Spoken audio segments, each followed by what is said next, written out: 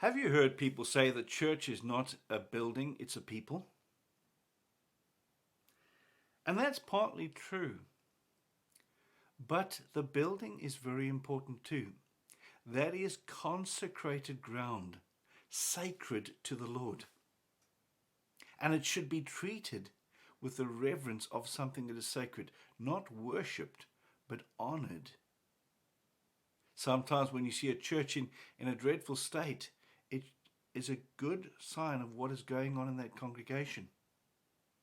For the Jews, they had the temple. And the temple had its highs and lows. From the time of the tabernacle, a visual representation of God's presence in the people.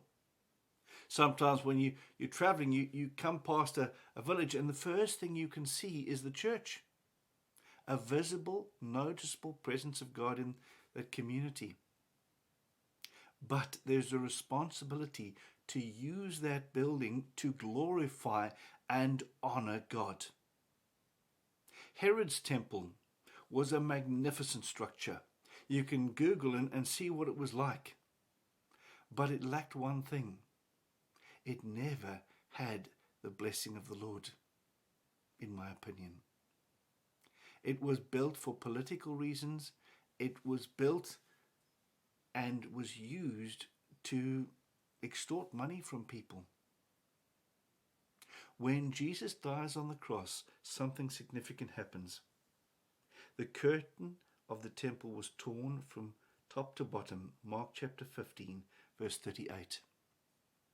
Part of that is Jesus saying that there's no longer a barrier between us, but the barrier itself had become the temple. The temple was an obstacle to grace, not an opportunity of grace. God was showing that he is no longer in that temple, and very soon afterwards the temple was torn down. Now, the message to us is, are we using our buildings to honor God?